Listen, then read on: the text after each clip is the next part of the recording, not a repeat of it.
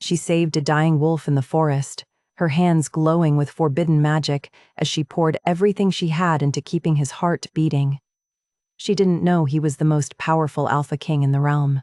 She didn't know his wolf had already recognized what she was too broken to believe, that she was his fated mate, and he was planning to claim her whether she ran or not. For 3 years, she had been a ghost. No pack, no family, no name worth speaking, just a rogue healer moving through neutral territories, hiding the noble bloodline that had been her death sentence, keeping her wolf so silent and small that sometimes she forgot what it felt like to run free. She had learned to survive by being invisible, by never staying long enough to matter, by believing she didn't deserve the things she'd lost. But that night in the rain-soaked forest, when she found him bleeding out with silver in his veins and death in his eyes, her healer's instinct won over her survival sense. She should have left him. She should have run. Instead, she dragged him to shelter and fought for hours to save a stranger's life. And when his amber eyes opened and locked onto hers, when she felt that impossible pull crack her chest wide open, she knew she'd made a mistake that would cost her everything. Because he wasn't just any wolf. He was an Alpha King with enemies in the shadows and a throne built on secrets. And she was the last thing he needed, a rogue with a condemned name and a past that could destroy them both.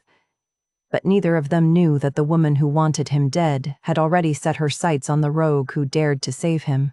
To understand how a broken rogue became a queen, and how a king learned to trust the one person his wolf chose, we have to go back to the beginning. Back to the night she made the choice that would change both their lives forever. The rain came down in sheets, turning the forest floor into black mud that sucked at Isla's boots with every step. She should have waited until morning, should have stayed in the relative safety of her camp and let the Moonveil root wait another day. But Moonveil only bloomed after rain, and she'd promised the herbalist in Greystone 3 bundles by week's end. That promise meant coin. Coin meant food. Food meant another month of survival. So she hunted in the dark, her wolf senses guiding her through terrain that would have been impossible for human eyes. The scent of wet earth and pine filled her lungs. Her fingers ached from cold as she knelt beside a cluster of silver-veined leaves, carefully cutting stems and tucking them into her pack. That's when she heard it. The clash of bodies. A snarl that made her wolf bristle. The wet thud of flesh hitting ground. Isla froze. Every instinct screamed at her to run. 3 years of survival had taught her one unbreakable rule. Pack business wasn't rogue business. Whatever was happening in the clearing ahead had nothing to do with her. She gathered her pack and turned away. Then she heard the whimper. It was quiet, pained, the sound of something dying. Her wolf pressed against her thoughts, whining. Isla's hands tightened on her pack straps. She took 3 steps toward safety. 4. 5. The whimper came again. She stopped. Her mother's voice echoed in her memory, as clear as if she still lived. A healer who turns away from suffering is no healer at all. Isla closed her eyes, drew a breath. Then she moved toward the sound. The clearing opened before her like a wound. 3 men in human form circled a massive black wolf. The wolf was down, blood matting its fur, silver gleaming on blades in the attacker's hands. Silver meant assassination. Silver meant this wasn't a territory dispute or a challenge fight. This was murder. The wolf tried to rise and collapsed. Its breathing came in ragged gasps. Isla's wolf surged forward, howling. She didn't think. Thinking would have stopped her. She screamed instead. The sound tore from her throat, raw and wild, drawing every eye in the clearing. She charged forward with her knife raised, small and pathetic compared to the men before her, but moving with enough desperate speed that they hesitated. One assassin lunged toward her. She slashed, felt her blade connect, heard him curse. Then they were running, melting into the trees like shadows, leaving their wounded target behind. Isla stood in the sudden silence, her heart hammering, her hands shaking so badly she nearly dropped the knife. The wolf made a sound between a growl and a whimper. She turned. Up close, he was enormous, easily twice the size of any wolf she'd seen, with fur so black it seemed to drink the darkness. An alpha. Had to be. The power radiating from him was unmistakable even through the smell of blood and poison. Isla knelt beside him, ignoring the voice in her head that screamed she was a fool. She examined the wounds with quick, practiced movements. Silver cuts across his flank and shoulder, foam at his mouth, the distinctive sweet rot smell of nightshade. Her stomach dropped, silver and nightshade together. Lethal. Minutes, not hours. She looked into his eyes. They were storm gray and already losing focus. Her wolf whined, "Save him, please." Isla pulled her pack around, hands moving on instinct. She had the antidote. Barely enough. It had taken her 6 months to gather the ingredients, cost her more coin than she could afford. She hesitated. If she used it now, she'd have nothing left. No way to replace it. If she got poisoned, she'd die. The wolf's breathing stuttered. Isla cursed and uncorked the vial. She worked through the night in a cave she dragged him to, her hands glowing faint gold as she poured healing magic into wounds that should have killed him. She used herbs she couldn't afford to lose, cleaned silver from his blood with techniques her mother had taught her when she still had a mother. Rain drummed overhead. Her muscles screamed. Her magic ran dry, leaving her hollow and shaking. But his breathing steadied.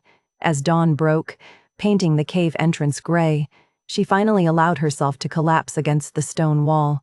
Her eyes burned. Her clothes were soaked in blood and rain and sweat. The wolf stirred. Isla's head snapped up. His eyes opened, fixed on her with an intensity that stole the air from her lungs. She felt it then. A pull. Like a hook lodged in her chest, dragging her forward even as her mind screamed to run. Her wolf surged to the surface, pressing hard against her control. "Mate," it whispered. "Ours." "No." The wolf began to shift. Isla scrambled to her feet, grabbed her pack and ran. She didn't look back, didn't let herself think about the man taking shape behind her or the way her wolf howled in protest with every step that took her farther away. She abandoned her camp, left everything she couldn't carry, because she knew, with a certainty that terrified her, that if she stayed one more moment, she would never be able to leave. Behind her in the cave, Theron Blackridge stood on unsteady human legs, his hand closing around a torn piece of fabric she'd left behind, and breathed in the scent of pine and wild herbs and something achingly familiar. His wolf recognized before his conscious mind could catch up. 3 weeks. Isla had been running for 3 weeks, and still she felt eyes on her back. She'd crossed 4 towns since the forest, changed her route twice, slept in trees when she could find them sturdy enough, in haystacks when she couldn't. She traded healing work for bread and moved on before dawn, but the feeling never left. Sometimes, late at night when the forest went quiet, she'd catch a scent on the wind. Pine and steel and something darker she couldn't name. Her wolf would lift its head, straining toward something Isla refused to acknowledge. He was following her. She didn't know how, didn't know why an alpha would bother tracking a rogue who'd done nothing but save his life. Pack wolves didn't pursue rogues. They avoided them, ignored them, left them to the margins where they belonged. Yet every town she entered, she'd see him. A shadow at the edge of the market, a large black wolf on a distant ridge. Never close enough to confront, always close enough to remind her he was there. It was driving her wolf mad. The creature paced inside her mind, whining and pressing against her control. It hadn't done that in 3 years. She'd taught it to be quiet, to stay small, to never draw attention. Now it wanted to run toward him instead of away. Isla reached Greystone on a gray morning, exhausted and low on supplies. The market town was larger than the others, busy enough that she could disappear into the crowds. She found the herbalist's stall and traded her remaining Moonvale root for coin and a list of plants the woman needed gathered. Simple work. Safe work. She'd finish the job, collect her payment, and be gone by nightfall. The herbalist's shop backed onto a narrow alley that smelled of sage and turned earth. Isla was loading her pack with the supplies she'd need for foraging when she felt it. The pull. It slammed into her chest so hard she gasped, her hand flying up to press against her sternum. Her wolf surged forward, suddenly awake and wild. "Mate, no." She spun toward the alley entrance. He stood there, blocking the light, tall and broad-shouldered in human form now, with storm-gray eyes that pinned her in place more effectively than any cage. His black hair was disheveled, his jaw tight with something that looked like barely restrained hunger. Isla's fingers tightened on her pack strap.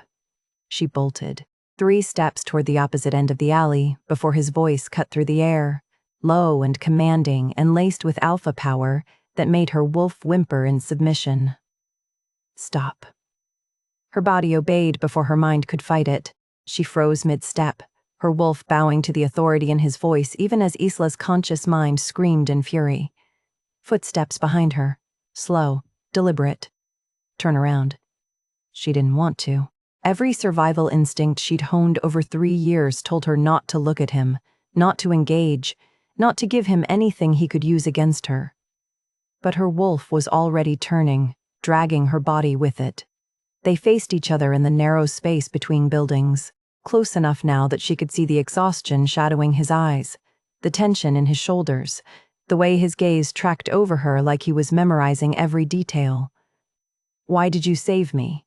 His voice was quieter now, but no less intense. Isla forced herself to meet his eyes, forced her voice steady. "You were dying. I'm a healer, that's all." His jaw tightened. He took a step closer. The scent of him filled the alley. Her wolf whined. "You're lying." Another step. His gaze dropped to her throat, then back to her eyes. "You felt it. In that cave." When our eyes met, Isla's pulse kicked up. She couldn't breathe properly with him this close. "I don't know what you're talking about." "Yes, you do." He was right in front of her now, close enough that she could feel the heat radiating from his skin. "My wolf recognized you, and yours recognized me." Her throat tightened. She wanted to deny it, wanted to lie and run and disappear into the forest where he couldn't follow, but the pull between them was undeniable. A hook lodged deep in her chest, dragging her toward him even as her mind screamed to retreat. "It doesn't matter," she whispered. His eyes darkened. "How can you say that?" "Because I'm rogue. Because whatever you think you felt, it's wrong. I can't." Chaos erupted at the alley's entrance. Screams from the market. The clash of steel. 3 men in dark cloaks burst into the alley, blades already drawn and gleaming with silver. The alpha moved faster than thought. He shoved Isla behind him, his body a shield, and met the first attacker with a snarl that made the walls shake. She saw the blade coming, saw the assassin slip past the alpha's guard, saw a silver punch into his side.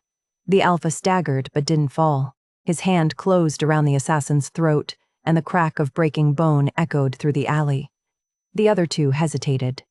Then they ran. Isla's healer instincts took over. She was at his side before conscious thought, her hands already reaching for the wound even as he tried to wave her off. "I'm fine. You're bleeding. I've had worse. You've been stabbed with silver." Her voice came out sharper than intended. "You need a healer." His hand closed around her wrist. Not tight, just enough to stop her movement. Their eyes met. "Then heal me," he said quietly, and Isla realized she was going to have to make a choice. Right here, right now. Run and let him die. Or save him again and accept that whatever was between them wasn't going to let her go. The abandoned barn smelled of hay and dust, and the faint copper scent of blood. Isla dragged the alpha inside, his arms slung over her shoulders, his weight making her legs shake. He was too heavy, too tall, too everything. But she'd made her choice in that alley, and now she had to see it through. She lowered him onto a pile of old straw, her hands already moving to assess the damage. The silver blade had caught him just below the ribs, not deep enough to be fatal, but deep enough that he'd need more than field medicine. He'd need magic. Isla's fingers hesitated over the wound. Using her magic twice in 3 weeks was reckless, dangerous. Every time her hands glowed gold, she risked someone recognizing what she was, who she was. But the alternative was watching him bleed out. She pressed her palms to his side and let the power flow. Golden light spilled from her hands, warm and bright in the darkness. The old Silverpine bloodline magic that her mother had taught her, the gift that marked her as nobility even when she wore rags and slept in trees. The wound began to close. Slowly. Fighting the silver poisoning with every inch, the Alpha's eyes tracked her through half-closed lids, storm gray and too aware for someone who should be unconscious. Isla focused on her work, on the warmth spreading through her palms, on anything except the way his gaze felt like a physical touch.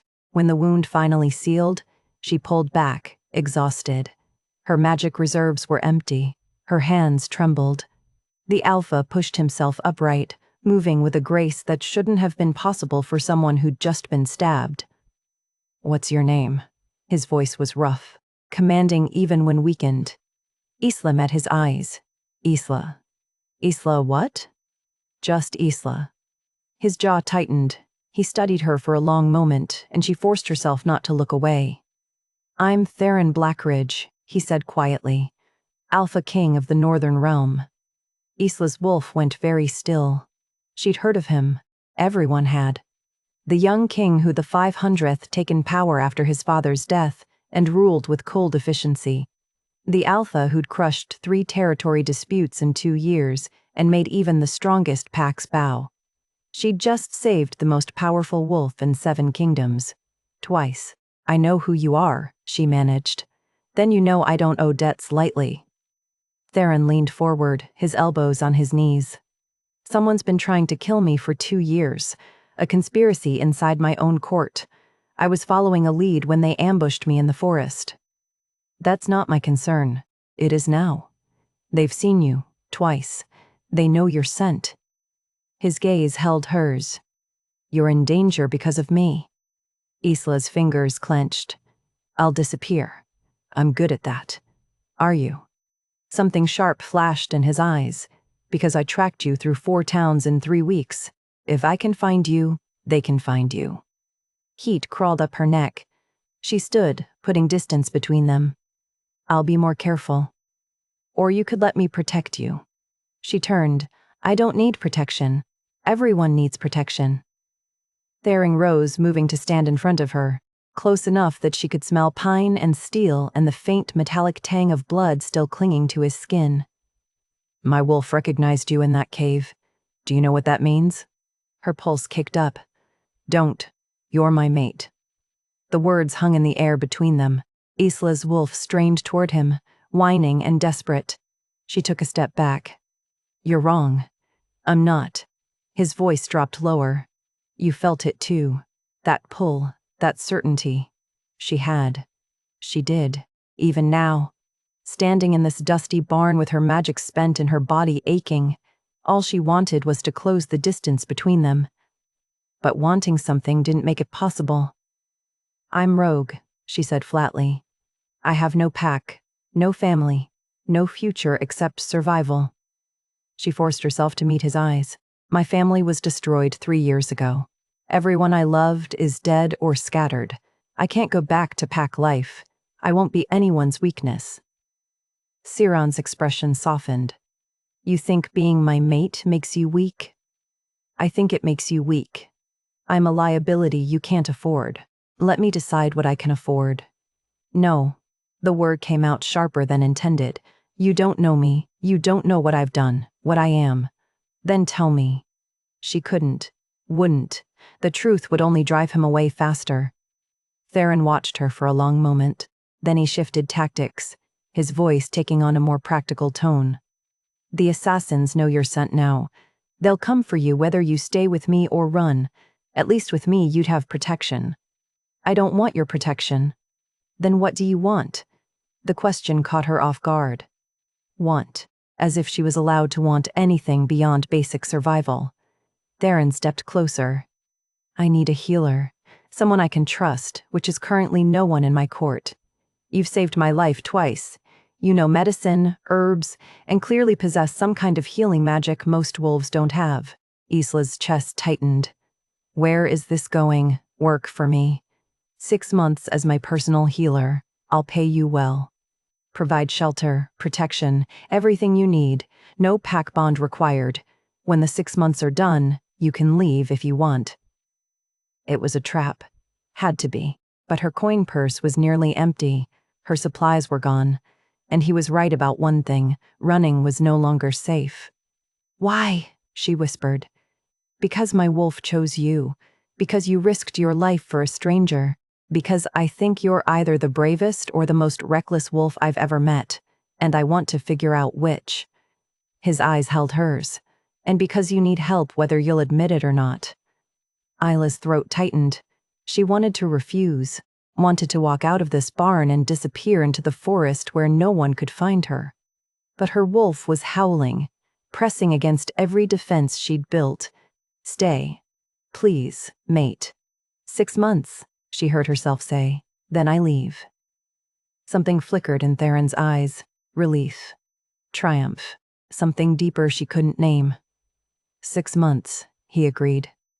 They left Greystone at dawn, heading north toward the kingdom Isla had spent 3 years avoiding. With every mile, her wolf sang with a longing that terrified her, and her mind screamed that she'd just made the biggest mistake of her life. The palace was a cage made of marble and gold. Isla had been living in Theron's private quarters for 2 weeks, and every day the walls felt closer.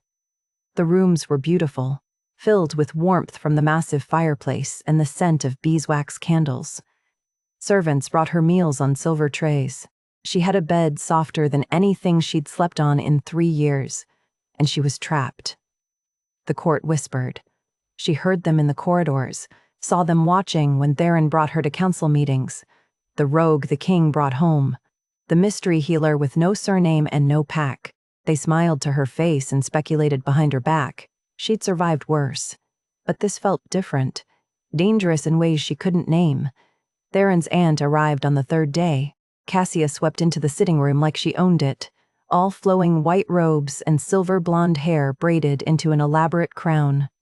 She was beautiful in a cold, perfect way that made Isla's spine straighten defensively. "You must be Isla." Her voice was warm honey. "I've heard so much about you." Isla stood from the chair where she'd been reading herb journals. "High Priestess." "Please, just Cassia." The woman glided closer, her pale blue eyes studying Isla with an intensity that felt like being dissected.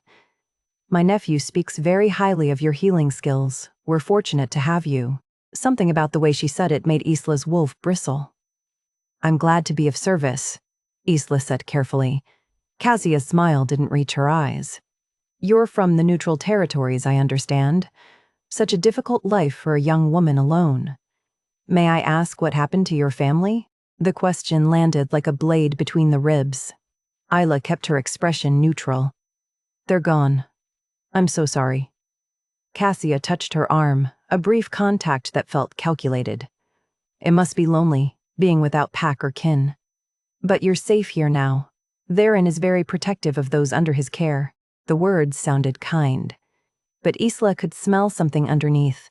Not quite a lie, something sharper. After Cassia left, Isla stood by the window and watched the palace grounds below, her hands clenched on the stone sill. She was being studied, evaluated. She just didn't know why. The days fell into a pattern that made her wolf pace restlessly inside her mind. Theron kept her close. Too close. He brought her to council meetings, seating her beside him where she could monitor his health. He trained with her every morning in the private courtyard, teaching her defensive moves that left them both breathless and standing too near. He insisted she eat dinner with him each night, just the two of them in his chambers while he asked her questions about herbs and healing, and carefully avoided asking about her past. He was courting her. She knew it even if he never said the words. And it was working. She caught herself watching him when he wasn't looking, noticing the way his jaw tightened when the council frustrated him, the way his voice softened when he spoke to her, the way his hand would brush her lower back when guiding her through doorways, a touch that burned through fabric and left her wolf whining. "You can't keep me locked up here forever," she told him one evening over dinner. Theron looked up from his plate. "You're not locked up. I'm not allowed to leave your private wing without an escort. The assassins know your scent. It's not safe." "So I'm a prisoner for my own protection?" His jaw tightened. "You're under my protection, there's a difference." "Is there?" Isla set down her fork. Because from where I'm sitting, it feels the same. You're being reckless. And you're being controlling." They stared at each other across the table. The air between them felt charged, heavy with words neither would say. Theron stood, crossed to her side of the table, knelt beside her chair so they were eye level. "I won't apologize for keeping you safe," he said quietly. Isla's pulse kicked up. He was too close. She could smell pine and steel and something that made her wolf press hard against her thoughts. "I don't need you to protect me." "Yes, you do." His hand came up, fingers brushing a strand of hair back from her face. "You just won't admit it." She should pull away. Should remind him this was temporary, that she was leaving in 6 months, that whatever this was between them couldn't happen, but his fingers lingered against her jaw, and she forgot how to breathe. 2 weeks of this. 2 weeks of touches and charged silences and the growing ache of wanting something she couldn't have. That night, her wolf wouldn't settle. It paced inside her mind, whining and straining toward something. Isla tried to ignore it, tried to read, tried to sleep. But the creature was relentless, pushing against her control until she thought she'd scream. A knock at her door. Theron stood in the corridor, already dressed for the outdoors. "Come with me." She followed him through the palace and out into the private woods behind the north wing. The moon was full overhead, painting everything silver. "When's the last time you let your wolf run?" he asked. Isla's throat tightened. 3 years. His eyes darkened. "That's too long. It's safer to stay human. You're safe here." He stepped closer.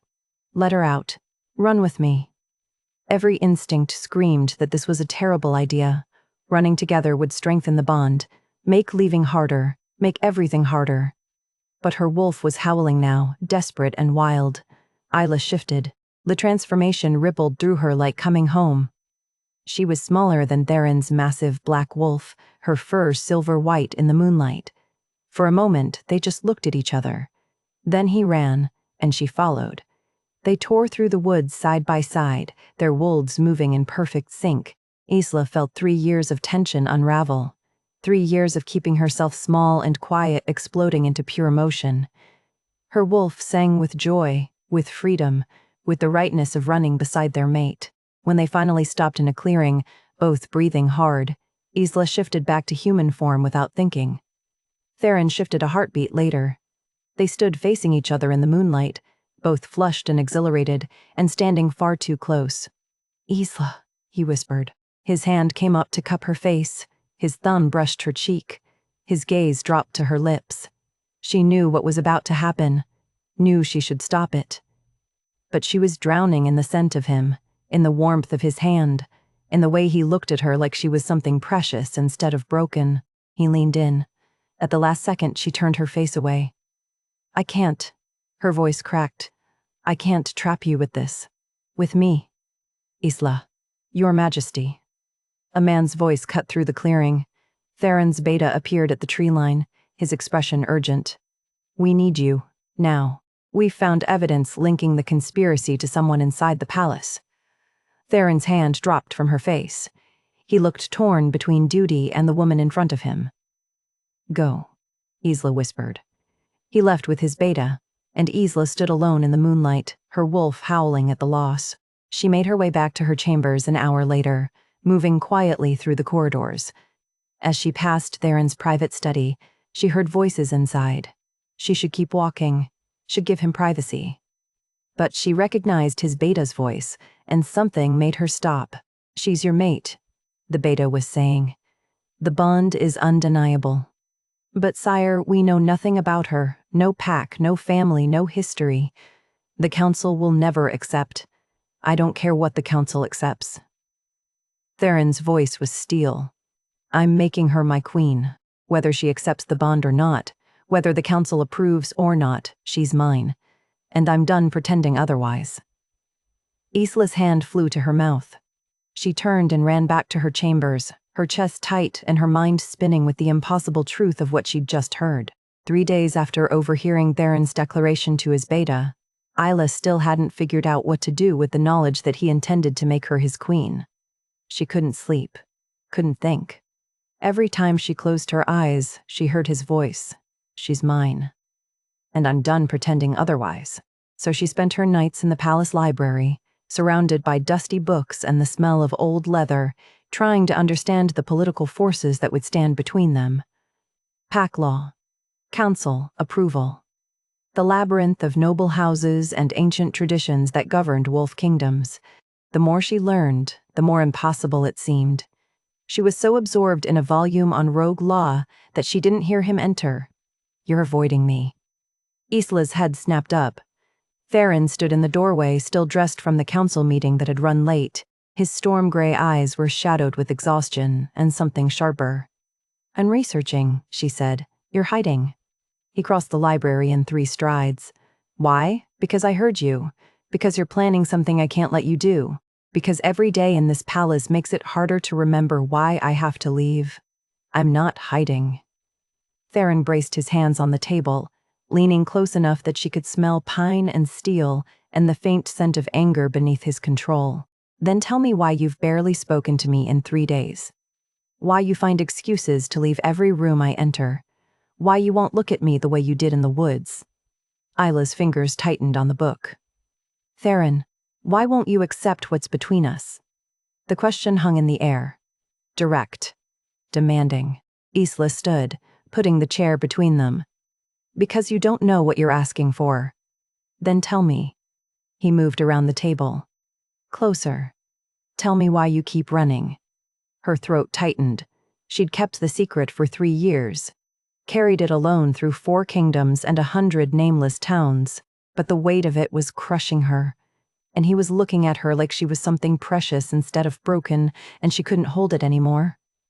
My name is Isla Silverpine, she whispered. His eyes widened slightly. Recognition. 3 years ago, my younger brother was accused of murdering the heir of a neighboring pack. They said it was jealousy, a crime of passion. My father refused to execute him without proof, so they declared our entire pack rogue and hunted us. Her voice cracked. I watched my parents die defending my brother's escape. The rest of the pack scattered. I've been alone ever since. The library was silent except for the crackle of the fireplace.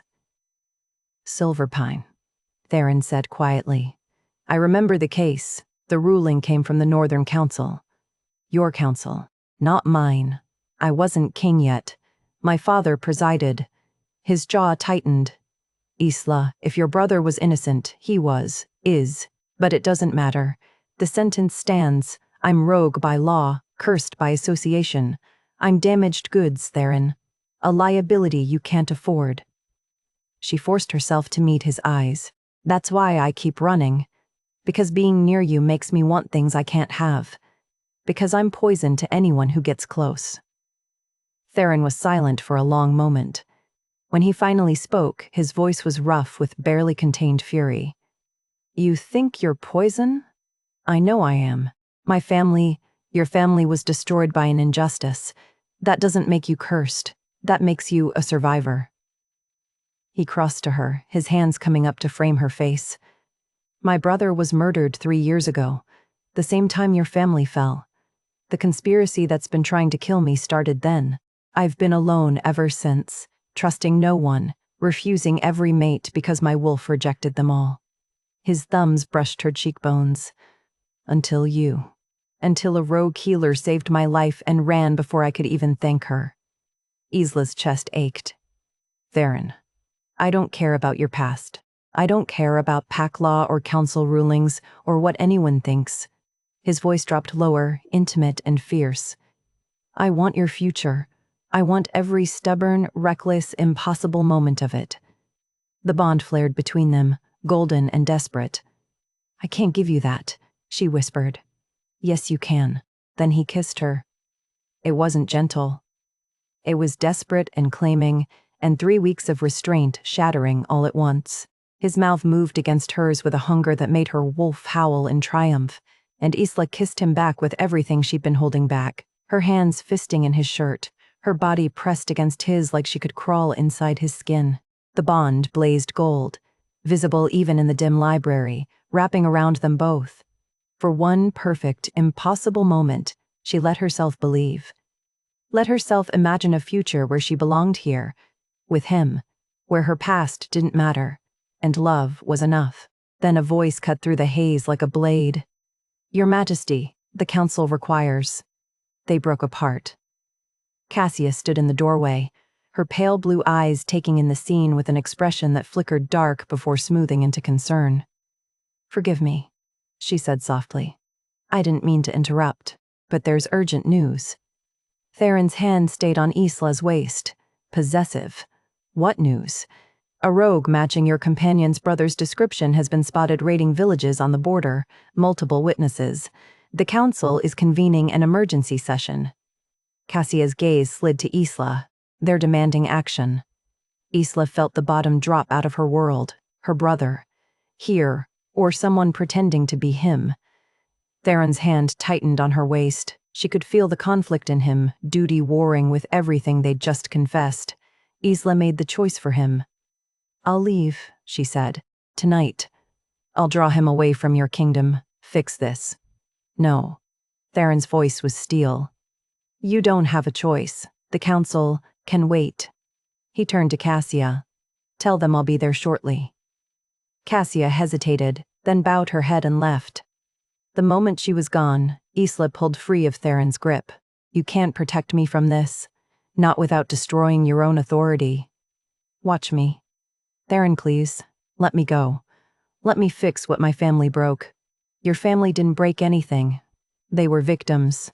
His eyes blazed. "I won't let you sacrifice yourself for crimes you didn't commit. It's not your decision." "Yes, it is. You're mine, Isla, and I don't abandon what's mine." She ran. Out of the library, through the corridors, heading for the servants' entrance she'd mapped out weeks ago in case she needed to escape. She made it to the courtyard before the guards caught her. 4 of them, moving with the precision of wolves who'd received orders. They surrounded her gently but firmly, and Isla knew with sinking certainty that this hadn't been spontaneous. Someone had been waiting for her to run. "Lady Isla." The head guard's voice was apologetic. "By order of the High Priestess, you're under arrest for conspiracy with a known criminal. Please come with us." The dungeon smelled of damp stone and silver and despair. Isla sat on the cold floor of her cell, her back against the wall, and tried to remember how to breathe. 4 days. She'd been here 4 days, and the bond stretched between her and Theron like a wound that wouldn't close. Her wolf howled constantly now. A keening, desperate sound that echoed through her mind until she wanted to scream. She'd been right to run. Right to keep her distance. Look what happened when she let herself believe she could have something good. The guards had been professional when they arrested her. Apologetic, even. But Cassia's orders were clear. Isla was to be held for conspiracy with a known criminal, the rogue raider. Her brother. Except it wasn't her brother. Couldn't be. Jaren would never raid villages, would never hurt innocents. But no one cared what she believed. The cell was small, with silver-reinforced bars that made her wolf recoil. A thin blanket, a bucket in the corner. Nothing else. She was alone with her guilt and the growing certainty that she'd destroyed everything she touched. Footsteps echoed in the corridor outside. Isla didn't look up. Guards came twice a day with food and water. She ate mechanically, drank enough to survive, and waited for whatever came next. "The council has reviewed your case." Cassia's voice, smooth and cold as river stones. Isla lifted her head. The High Priestess stood outside the bars, her white robes pristine, her expression sympathetic in a way that made Isla's skin crawl. "Your Majesty has been quite distressed by your arrest," Cassia continued. "He's argued for your release. But the evidence is damning, I'm afraid. A rogue with your family's history, appearing at the exact moment your criminal brother resurfaces. The council believes you were sent to seduce the king, to weaken him from within. That's not true, isn't it?" Cassia tilted her head. "You saved his life twice, conveniently. You refused to join his pack, refused the mate bond, kept him wanting you but never claiming you. It's a classic infiltration strategy." Isla's hands clenched. What you intended doesn't matter. What matters is perception. And right now, the council perceives you as a threat." Cassia's smile was gentle. Poisonous. I've counseled His Majesty to let you go, for his own protection. A king cannot afford such attachments. She left, her robes whispering against stone. Isla closed her eyes and let her head fall back against the wall. This was Cassia's doing. Had to be. The timing was too perfect, the accusations too convenient.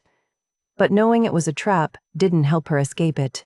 On the third night, Isla woke to the sound of footsteps that didn't belong to guards. She sat up, her wolf suddenly alert. Theron appeared at the bars, alone. His storm-gray eyes were shadowed with exhaustion and fury, his jaw tight. He gripped the silver bars with both hands, and she could smell the burn of metal on his skin. Theron, don't. I'm gathering evidence, he said, his voice low and fierce. Marcus is investigating. We'll prove this is a setup. I won't let them hurt you. You should let me go. No. I'm poison. Her voice cracked. Everything I told you in the library was true. My family is cursed. Everyone who gets close to me ends up destroyed. You should. You're mine. He stepped closer to the bars, his hands still gripping the silver despite the pain. Do you understand that? You're mine, Isla, and I don't abandon what's mine. The bond flared between them, gold and aching. Isla's throat tightened. You deserve better. A queen who won't ruin you, someone the council will accept. I don't want the council's choice. I want you. His eyes held hers. Broken, stubborn, impossible you, the woman who saved my life twice. The woman who argued with me about control and ran through the woods like she'd been caged too long. The woman who kissed me in that library like she was drowning and I was air. Her chest hurt. Theron, let me go, she whispered. Please, before this destroys you too. No. He lifted his right hand from the bars, brought it to his mouth, bit down hard on his palm. Blood welled, dark and bright. He pressed his bleeding palm to the bars, pushing it through the gap toward her. Take it. Isla stared at his outstretched hand, at the blood dripping down his wrist. What are you doing? An incomplete claiming, a promise. His voice was rough. My blood to yours. A bond that says I choose you, even through these bars, even with the council screaming for your head. Take it, Isla. Let me mark you as mine. Her wolf surged forward, desperate and keening. Isla reached out with shaking hands, pressed her palm to his through the bars. His blood was warm against her skin, and the bond flared so bright it hurt. The mate bond recognized what this was. Not a complete claiming, but a vow. A promise written in blood and will. Then guards appeared at the end of the corridor, torches blazing. Your Majesty, you shouldn't be here. Theron pulled back, his expression going cold and royal. I'll be where I choose. The High Priestess said. I don't care what she said. He turned back to Isla, his eyes holding hers for one more moment. Hold on, I'm going to fix this. He laughed, and Isla pressed her blood-stained palm to her chest, feeling the incomplete bond throb with his vow. The next morning, everything changed. Guards came, not the polite ones who brought food. These were hard-faced and armed, and they dragged someone down the corridor in silver chains. Isla stood, her wolf bristling. The prisoner was a man. Tall, auburn-haired, moving with a grace that made her chest seize. No. They stopped outside her cell. The man lifted his head. Green eyes met hers, eyes she'd seen in her nightmares for 3 years, eyes she thought she'd never see again. Jaren, her brother, saw her. His expression went from confusion to horror to fury in the space of a heartbeat.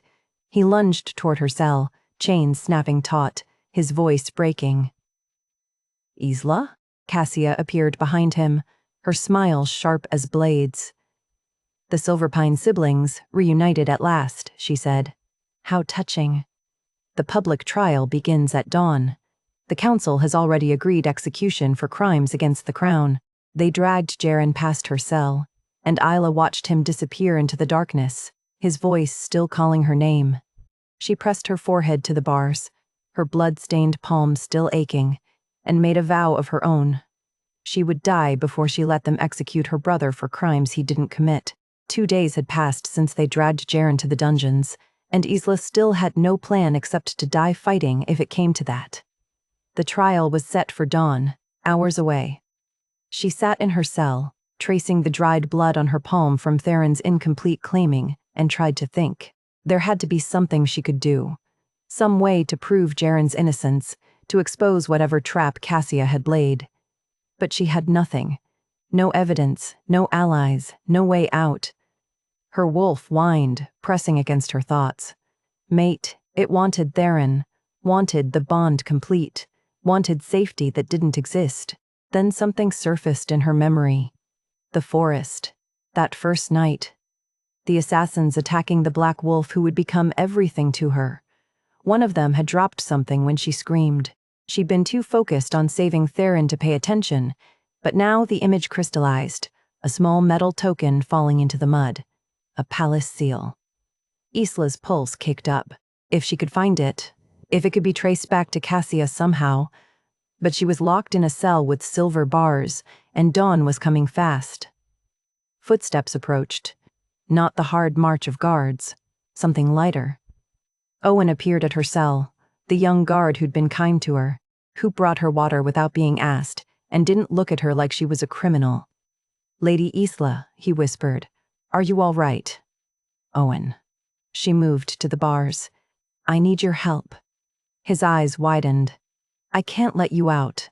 I'd lose my position, Not that, something else." She spoke quickly, urgently. The night the king was first attacked in the neutral forest, one of the assassins dropped a token. A seal. It might still be there, in the clearing where I found him. A seal? If someone could search for it, it might prove who sent them. She met his eyes. "I know I'm asking a lot. I know you have no reason to believe me. But my brother is innocent. We both are. And whoever framed us is still out there, still dangerous." Owen was quiet for a long moment. "You saved His Majesty's life, twice. That's not nothing. Please." He nodded slowly. "The clearing, near the old logging road?" "Yes.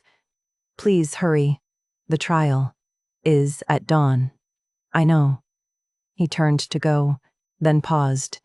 "You've been kind to me, remembered my name when no one else does. I'll search." He disappeared into the shadows. Isla pressed her forehead to the bars and prayed to gods she'd stopped believing in 3 years ago. Elsewhere in the palace, Marcus stood in Theron's private study, watching his king pace like a caged wolf. "The records are clear, sire," Marcus said quietly. "Financial transactions to a hedge witch in the borderlands, payments that match the dates of the assassination attempts. And letters." He hesitated. "Letters between Cassia and someone in the Silverpine territory, dated 3 years ago, just before the murder accusation." Theron stopped pacing. His hands were clenched so tight his knuckles had gone white. "She orchestrated everything. My brother's death. The Silverpine frame job. All of it. She needed chaos. Needed you weakened and distracted while she positioned her son as heir." Marcus's voice was grim, and she needed scapegoats to cover her tracks. The Silverpine pack was convenient. "Jaren Silverpine is innocent." "Yes, sire. And Isla." Theron's voice broke. He turned away, bracing his hands on the desk. "She's been carrying that guilt for 3 years, believing her family was cursed, that she ruins everyone she touches." Marcus said nothing. There was nothing to say. A knock at the door. Owen entered, mud-stained and breathless, holding something in his fist. "Your Majesty, Lord Marcus." He opened his hand. A small metal token gleamed in his palm, crusted with dirt. "Lady Isla remembered one of the attackers dropped this. I searched the clearing where you were first ambushed, found it exactly where she said." Marcus took the token, examining it in the candlelight. His expression went cold.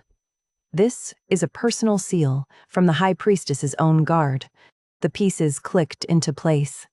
Theron took the token, his wolf snarling inside him. "How long until dawn?" 3 hours, sire. Not enough time to gather the full council, but enough for a trial." Theron's eyes blazed.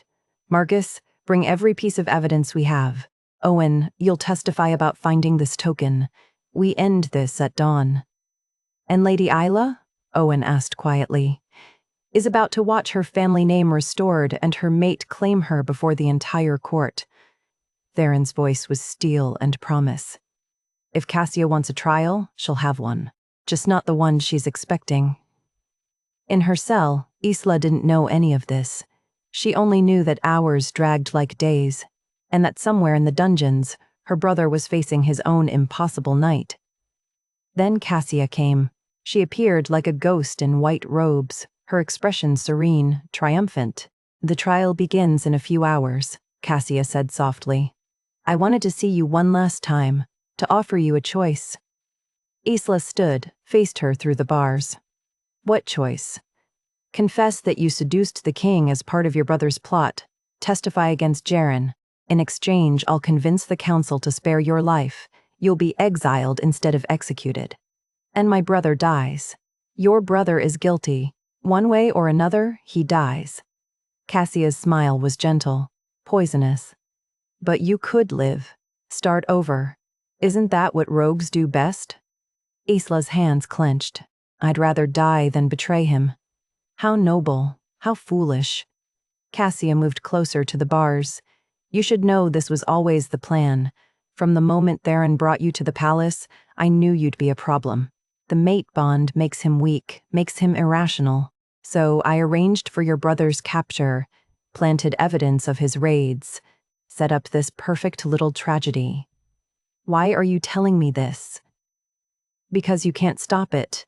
Because dawn is coming and you'll both die, and Theron will be devastated, and I'll be there to comfort him, to guide him, to position my son as his heir when he refuses to take another mate.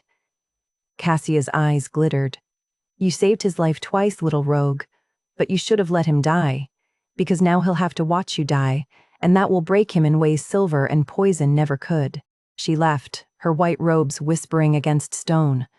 Isla sank to the floor, her chest tight, her wolf howling.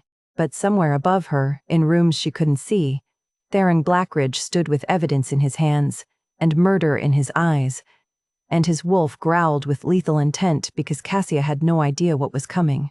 Dawn broke cold and gray over the palace, and they came for Isla before the sun fully cleared the horizon. The great hall was already packed. Every noble, every council member, every wolf of rank in the northern realm had assembled to witness the trial of the Silverpine siblings. The air smelled of tension and anticipation, and the faint metallic scent of violence waiting to happen. Guards dragged Isla in silver chains to the center of the hall. The metal burned where it touched her skin, keeping her wolf suppressed and silent. She held her head high anyway, refusing to give them the satisfaction of seeing her broken. Cassia stood at the front in her white robes, looking every inch the grieving high priestess. Compassionate, sorrowful, righteous. We are gathered to render judgment on Isla and Jaren Silverpine, rogues accused of conspiracy against the crown, raiding innocent villages, and attempting to seduce and weaken our king through forbidden bonds. Isla's eyes swept the crowd, searching for Theron. She found him standing to the side, his expression carved from stone, his storm-gray eyes locked on her with an intensity that made the incomplete bond pulse painfully in her chest. Hold on, his eyes seemed to say. Trust me. But how could she, when Cassia held all the power? More guards entered, dragging Jaren in chains identical to hers. He'd been beaten. His left eye was swollen shut, dried blood crusted at his temple. But when he saw her, his face crumpled with an anguish that made her chest ache. Isla, he whispered. They locked eyes, no words needed. 3 years of separation, 3 years of guilt and survival and desperate hope, all contained in a single look that said, I'm sorry. I never stopped searching. I love you. Cassia began presenting evidence, witness testimony from villagers who'd been raided, documents showing the Silverpine Pack's history of violence, a council member's statement about Isla's suspicious arrival at the palace, her refusal to join the pack, her clear intent to seduce the king for nefarious purposes. It was all lies wrapped in just enough truth to be convincing, the council murmured. Nodded. One by one they were swayed. The evidence is clear, Cassia said softly. These rogues are guilty. For the safety of the realm and the protection of our king, the first call for an execution vote. Wait. Theron's voice cut through the hall like a blade. He stepped forward, and every eye turned to him. I challenge the High Priestess's authority to call this vote. Cassia's expression flickered. Just for a moment. Your Majesty, I understand you have personal feelings about this matter, but my personal feelings are irrelevant. Theron's voice was cold steel. What's relevant is that you've lied to this council, manipulated evidence, and orchestrated a conspiracy that murdered my brother and destroyed an innocent pack. The hall erupted. Your Majesty, you're overwrought, Marcus. Theron didn't look away from Cassia. Present the evidence. Theron's beta stepped forward with a leather folder. He began reading, financial records linking Cassia to a hedge witch, letters dated 3 years ago, proving she'd orchestrated the Silverpine frame job. The palace seal token found in the forest where Theron was first attacked, traced directly to Cassia's personal guard. With every revelation, the color drained from Cassia's face. You needed chaos, Theron said, his voice carrying to every corner of the hall. Needed me weakened and isolated while you positioned your son as heir, so you killed my brother, framed the Silverpine pack as scapegoats, and when I found my mate despite everything, you tried to destroy her too. Cassia's mask finally cracked. Her serene expression twisted into something cold and vicious. You foolish boy. You think love makes you strong? It makes you weak. Your father knew that. Your brother knew that. Her hands began to glow with dark purple light, and now you'll die knowing it too. The magic exploded outward. Theron moved instantly, his alpha power erupting in a shield of golden light that protected the cowering nobles. But Cassia's witch magic was stronger than expected, pressing against his defenses, forcing him to his knees. Isla felt the bond stretch and scream, felt Theron's pain like it was her own. Her wolf roared to life inside her, no longer whispering but howling with primal fury. Mate, dying, protect. The silver chains began to crack. Old Silverpine bloodline magic, dormant for 3 years, surged through her veins like molten gold. The chains shattered in an explosion of light and metal, and Isla shifted before conscious thought could stop her. She was a silver wolf, smaller than Theron's black form but fast and fierce and done with hiding. She charged Cassia with everything she had. Jaren's chains broke a heartbeat later, his own wolf finally free. Auburn-furred and powerful, he flanked his sister. The siblings moved in perfect synchronization, the way they'd been trained as children. Jaren went low while Isla went high, forcing Cassia to split her attention. Her dark magic lashed out, catching Jaren across the shoulder, but he didn't stop. Then Theron shifted.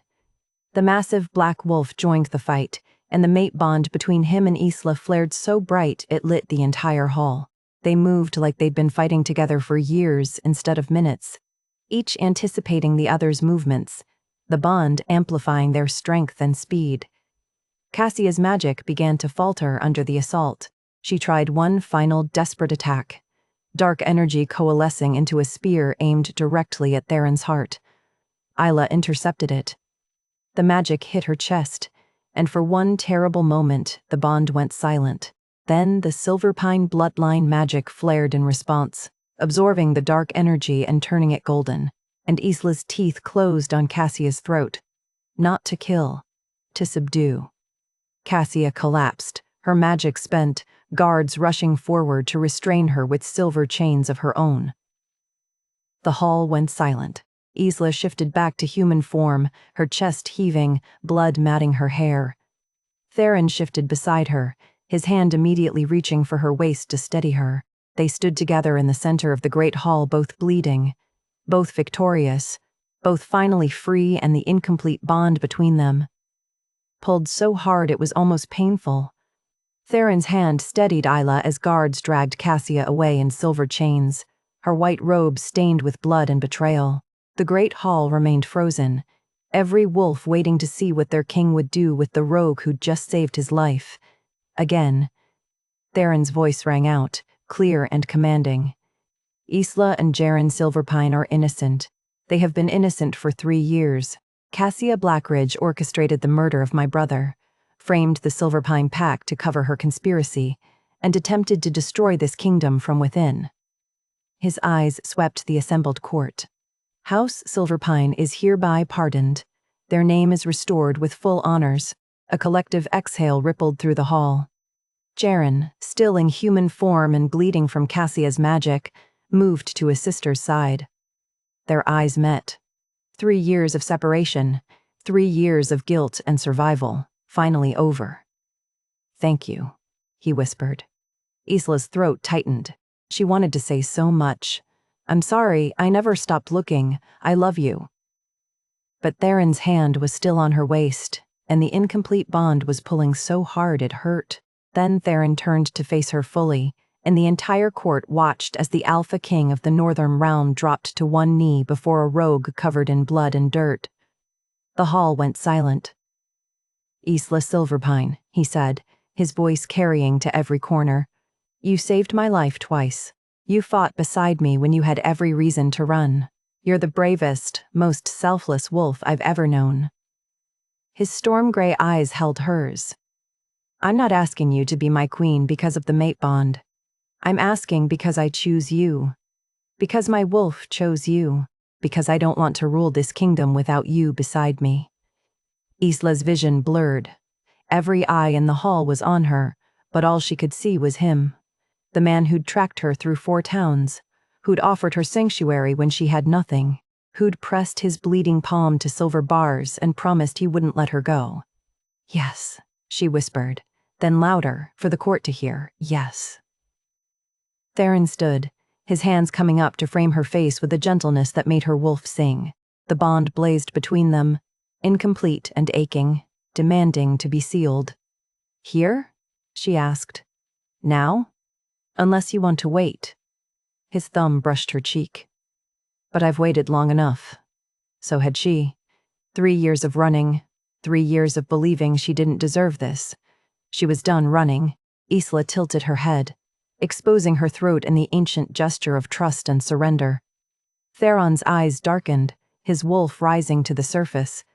He leaned in slowly, giving her time to change her mind, his breath warm against her neck. Then his teeth sank into the curve where her neck met her shoulder. The bond exploded.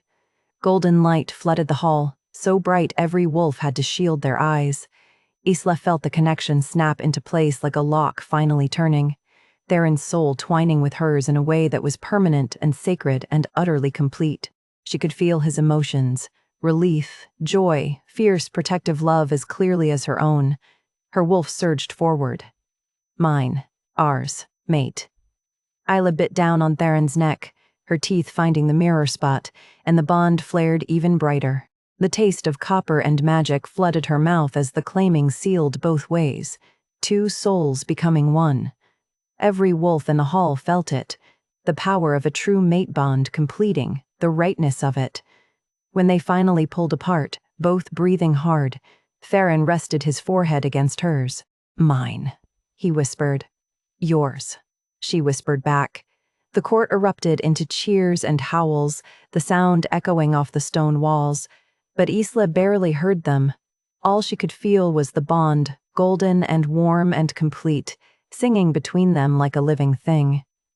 Jaren was grinning through his tears. Marcus was nodding approval.